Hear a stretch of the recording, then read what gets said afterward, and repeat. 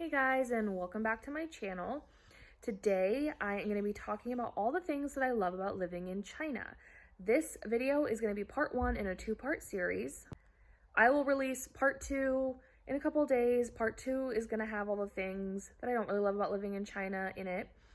I just want to preface both of these videos by saying that there are aspects of every culture people will like and dislike. Even as an American, there are things in my own culture that I love. There's food in my own culture that I love, and there are people from my own culture in America that I love. On the flip side, there are aspects of American culture that I can't stand. There's food in America I think is gross, and there are plenty of Americans I find annoying. I don't really want a bunch of upset people in my YouTube comments telling me I'm an awful person for my own opinion.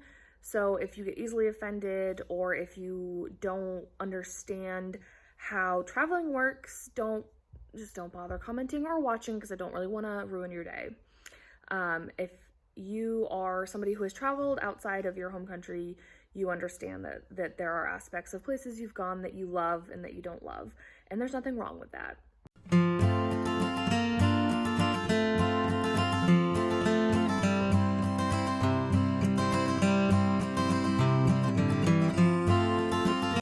So I am going to start off with the first thing that jumps in my mind that I love about living in China, and that is the cost of living. Compared to America, it is very, very cheap to live in China, specifically Chongqing.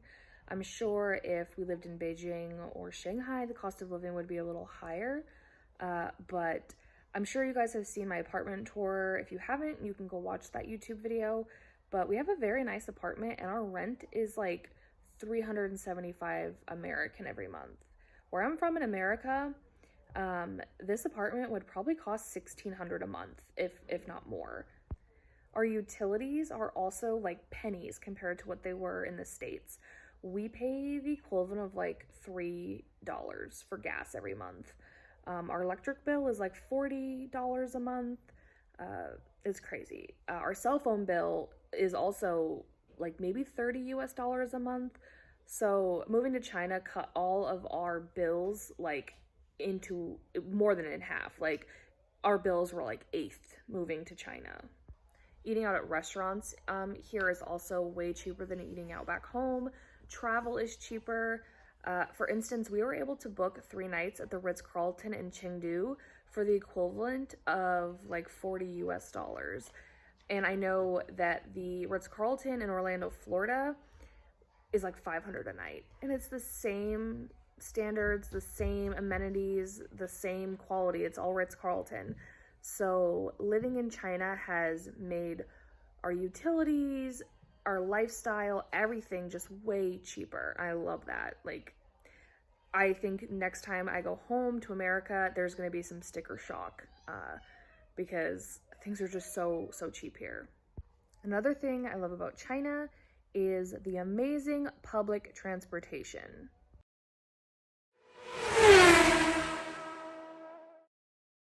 I feel like America is severely lacking in that department. We don't really have the infrastructure set up for a good public transportation. I mean, I was able to take the high-speed train from Chongqing to Xi'an. It was very, very affordable. It was very quick. They have city buses here. They have the metro. They have taxis. Didi, which is like Chinese Uber. I just feel like the public transportation options are endless and they're efficient.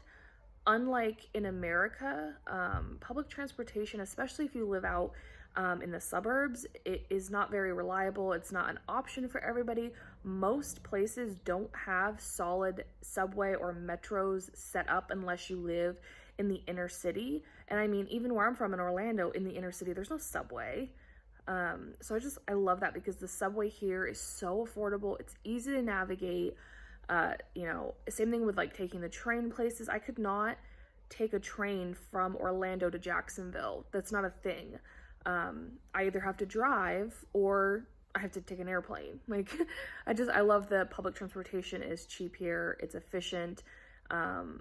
And for the most part, it's clean. So I really love that about China. And I know it's not just unique to Chongqing. All over China, they have fantastic public transportation. The next thing I want to talk about sort of ties into the cost of living, but I want it to be a separate category because it is a little different, and that is how affordable healthcare is here in China. I have a fantastic English-speaking dentist. Yuan has a fantastic English-speaking pediatrician. And anytime I go to the doctor, it is literal pennies to go to the doctor. We do have health insurance here, but my husband pays like $100 or $125 a month for it. And I usually don't have out-of-pocket expenses when I go to the doctor. And when I do, it's literally like $5 American. Another example of cheaper healthcare costs here would be vaccines. I waited to get Yuan vaccinated until we moved to China against typhoid and meningitis and Japanese encephalitis, because in America, because there isn't a very big demand for it and they jack up the cost of everything, the vaccines were like 800 American. Like a typhoid vaccine for him was going to be 600, meningitis was 800 because insurance didn't cover it. And then Japanese encephalitis was like $1,200. I was like, I'm going to wait till I get to China. And he got all 3 vaccinations for less than like 200 American, all said and done. Same vaccines. Like, it boggles my mind how affordable health insurance or healthcare is here compared to America. It's insane. And I don't need smart asses in the comments. The level of care is the same. The hospital I go to is state-of-the-art, gorgeous hospital, very clean, many English-speaking staff. Like, if you didn't know any better, you would think you were in America when you go to my hospital and see my doctor and see Yuan's doctor. And in a lot of ways, I think that the structure is better. His pediatrician will text me on the weekends. We have each other's WeChat information. If there's something like a symptom Yuan's having, she's like, please message me. I don't want you to have to waste your time coming in. In America, dude, you're lucky if you call and leave a message if within the same day a nurse will call you back. To have your actual doctor text with you and she responds pretty quickly. She's very sweet. He fell and smashed his nose a few weeks back, and I brought him to the emergency room, which is in the same hospital as her practice. And she came and looked at him and did an evaluation on him and didn't even charge me. She was just like, it's fine, just go home. Like, I just want to make sure he's okay. In America, they would never. They'd be like charging you $500 and no, having you be there all day. She left her office, came right to the emergency room, saw him, didn't charge me anything. Like, it's just insane. Like, the healthcare is one of the top probably 3 reasons that we do not plan to ever go back to America while Yuan is a child, while he's under 18, because healthcare in America is for the wealthy and it is cripplingly expensive. Health insurance is a Ponzi scheme, and having lived somewhere where health insurance is affordable, there's easy and quick access to it, I could never imagine going back to paying co-pays, getting hospital bills in the mail, paying hundreds of dollars for vaccinations. Like, no, forget that noise. No, I could never. And the last thing I want to talk about is just the Chinese culture in general. I feel like I love that I live in China. Overall, China is a fantastic country, and the culture is often very misunderstood, especially in the West. The food that you think in America and in Great Britain, I'm sure, the food that you think is Chinese food is probably not really Chinese food. I was a little shocked to find that out when I moved here. When you go to Panda Express or you go to the food court in the mall and you eat at a Chinese restaurant, that's not Chinese food. It is, but it isn't. I actually learned, and I thought this was quite interesting, that in the 18 and 1900s, when America had a large influx of Chinese immigrants, it was mainly Chinese immigrants from the Canton region of China. So a lot of the food that Americans equate with Chinese culture is Cantonese food, which is Chinese, but not all of China. Like where I live in China, in Chongqing province, Sichuan province, and a couple other surrounding provinces, that's not food that you're gonna find here. Like I could not find orange chicken in Chongqing to save my life. Like if someone gave me $1 million and was like, go find orange chicken, I probably wouldn't be able to find it, because it's not Mandarin Chinese food. That's Cantonese Chinese food.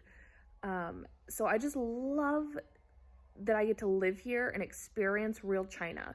And I love the people here. Just the culture in general is so rich. They have been building their own culture separate from the rest of the earth for 5,000 years or more.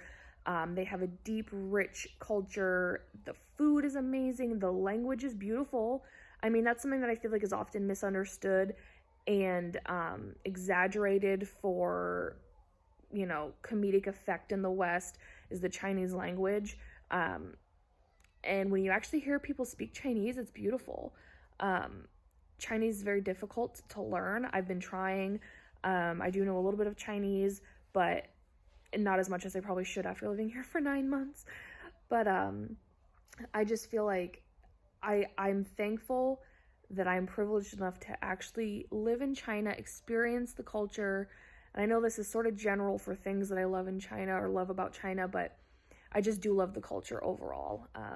It's just a gorgeous country, and it's not something that's easily explainable. Like if you have never been to China, it is impossible to explain to you how stunningly beautiful this country is, how rich the culture is, how amazing the food is. It's literally an assault on your senses living in China, in a good way. I mean, in a bad way sometimes, but that's the only way I can describe it, is living in China can be like an assault on your senses in a good way. Just like the sights, the smells, the sounds, the tastes, everything is like nothing you will experience anywhere else in the world. And I am just so thankful that I get to live in such an amazing country, because China really is amazing. And I think it's important, especially for people in the West, to remember that the average Chinese citizen is not the Chinese government. That these are two separate things. Before I have people leaving me comments saying I'm a CCP bootlicker. I'm not. But I think actual, you know, like the Chinese people and the Chinese culture and history is amazing. And China really is a wonderful country. Thank you guys for watching. If you are considering moving to China, if you just moved to China a few weeks ago, which I highly doubt because there's a foreigner ban right now. Thanks coronavirus for that one. Or if you are going to be moving to China soon, I hope that this video and the one I release in a few days is helpful to you. If you're not moving to China, but you've never been to China, I hope that this gives you some insight into China. I wonder how many times I said China in this video. Probably a friggin' lot. So annoying hearing myself talk. That's why I hate doing YouTube videos. In a couple of days, I'll release part 2 where I talk about all the things that I don't really love about living in China. So stay tuned for that. Thank you guys for watching. And don't forget to subscribe to my channel if you want to keep up with all the stuff that we are doing in China.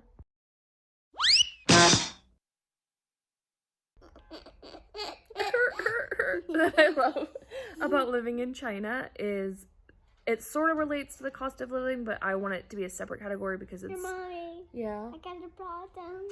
I got a problem. Who's your doctor? He loves his doctor. Who's your pediatrician? What's her name? You know. I do know, but do you know? No.